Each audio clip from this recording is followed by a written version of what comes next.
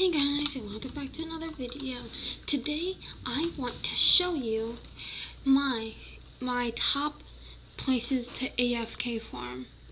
I know AFKing is really long, especially if you keep on checking frequently. So these places I think I will recommend to all of them to the omnivore, because the omnivore can eat both plants and meat, and just in case you can't find one, you can find the other. So let's get right into this. So my first one is, if you go into the water that separates the oasis and the redwoods, you see this hole with like a plant with glowing orange light under it. And to its about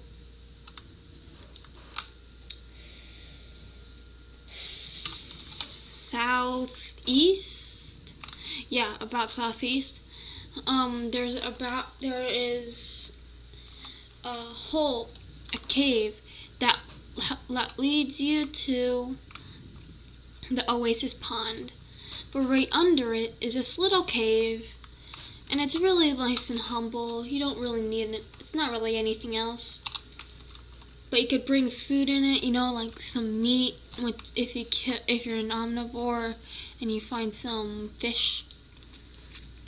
Or you could go out and get some food right here. See? Plants. And it's really nice because it's also right next to water. So no matter who you are, you have a bunch of resources, and I think this is just like a wonderful place to AFK farm in. I especially love the one on the bottom middle that has this little extra space here, because that means if people are just passing by, like right here, and go all the way over there, if they start from here and go all the way over here, that means that they will not see you unless they turn around and physically look in here, because you're so far in it. Another one I want to show you is actually like 3 of them are also in the oasis. Let me just get up there. Well, another one's right here. This one right here is very nice because it can fit the most it can fit is a baby Venetrox. And that's really handy because that means bigger things like a Grimace or a Sarhangero cannot follow you. Not even the Sarhangero's gamma beams can fit in there either. Other animals, if they glide, they can also fit in there, but they'll have a hard time getting out. So if you're semi-aquatic and you see a bird trying to glide into here, quickly go into the water and go to the next AFK hiding spot, because they will most likely not find you there. Because only like a handful of animals are all semi-aquatic, flying, and land. Like this Flixlet. It's a semi-aquatic, flying, and land. Another one I'll show you is right here. This one can fit one baby Ken. And probably one baby Xterri too, if you're really pushing it. Because, and this is like a nice little place to chill out and also to escape predators.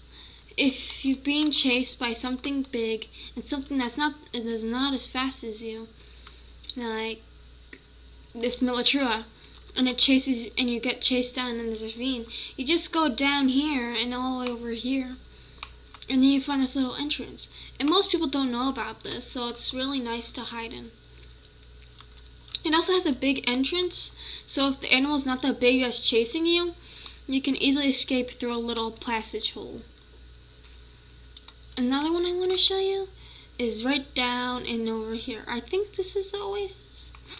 This one can fit medium-sized creatures. Like I think the most it can fit is a baby Citralantis. And here's like a little compartment. It's really nice to get away from predators, and there's this like little rounder loop-de-loop thing. So if you're being chased, you have better turn radius in them. You can easily escape them. There's also this little pond here with free water, so I really recommend this one to all the photovores. If you're a carnivore or herbivore, that's fine too, but it's just not as good as something else, as like a different one could be, like the one I showed you a little while ago. Another one is my personal favorite is over here. Even though the other ones are great and all, this is my favorite. Up in here, only sky creatures can get in here, and only like a certain size. No bigger than a Soterai can get in there. Even though the gliding technique still works, it's still very nice, especially if you can get out easy and not have to struggle by gliding in and out of it. Other ones are in this big mountain thing. One of them's right here. It looks really plain to see.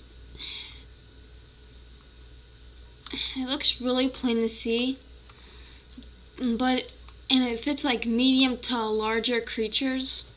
Like I bet the most that could fit in here was like an adult Jotnell. And it could fit like a whole pack of animals in here. And it has 3 entrances, so just in case you're getting chased or being attacked, and you're faster than them, you can go through each of these exits, and you'll be sure to lose them, because then there's always other hiding spaces other than this. Another one I want to show you is up all the way here. I know it's not the best, but it does have a water source. I believe you can drink out of this. Yes, you can. And this place is really nice, especially for Kiwins, because they're the only flying photovore, I think. Please tell me if I'm wrong, but I believe that is the only flying photovore. And it'll be perfect to hide in this little bush, and when you're thirsty, you could go all the way over here and drink some water. It's perfect for little to large birds, because large birds and large predatory birds can get their meat source from right there and their water source from up here. It's also convenient when plants spawn up here. Even though it's inconvenient for when the land animals have no food, it's great for you, because then herbivores can live up there for a short amount of time before the plants move on to somewhere else.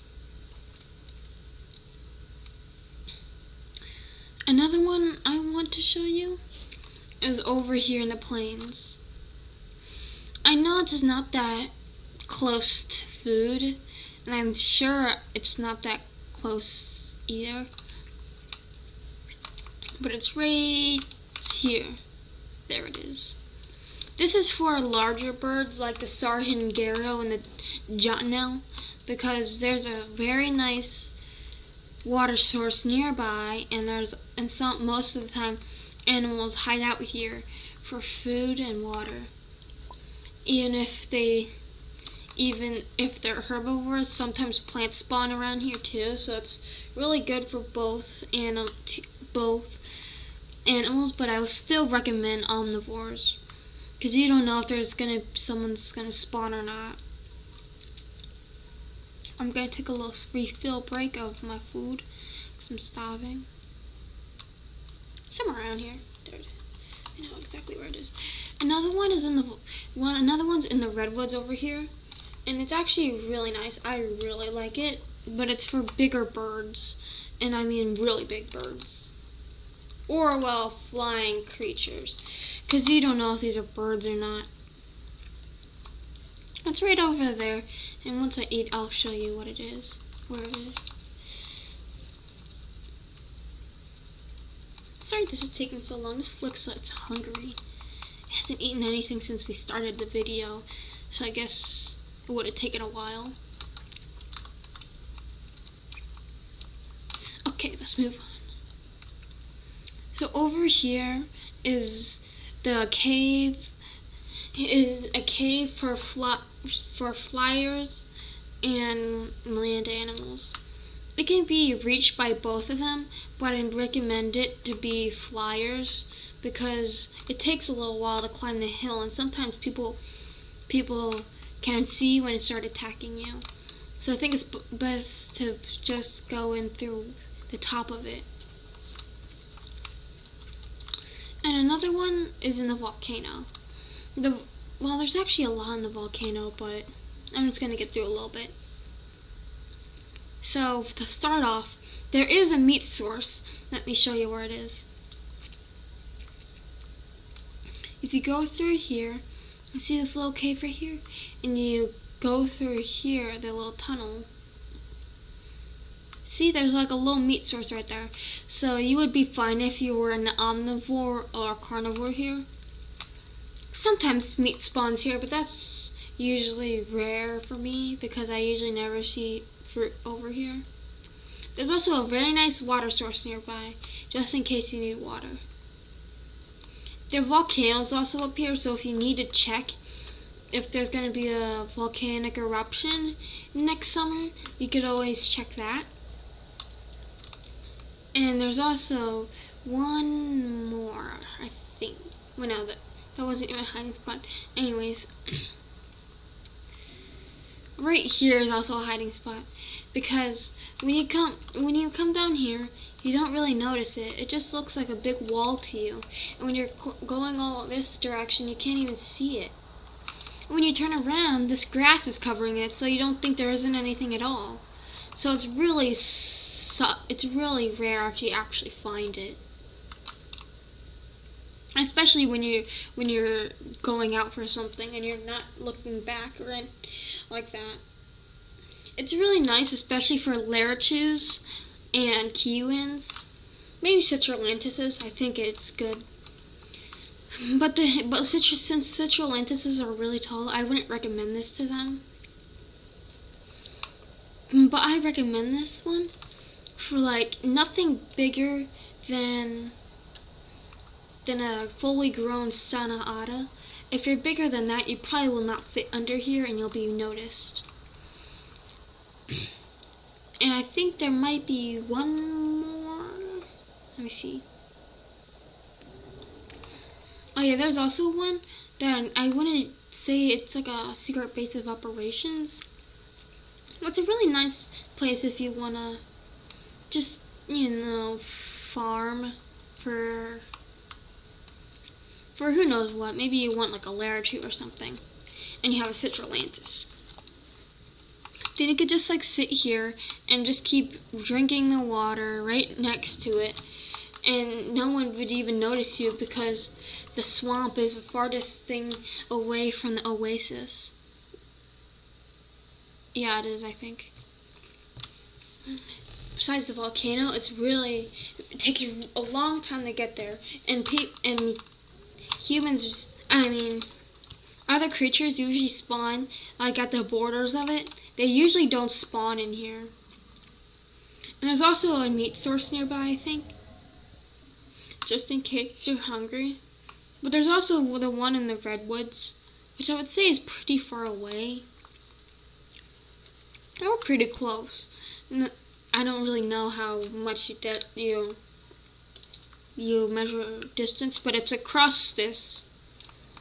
So I'd say it's pretty far and pretty long to get to. See, meat. And I don't think this might be other animals. I think this just might be a meat spawner because usually animals aren't found near here.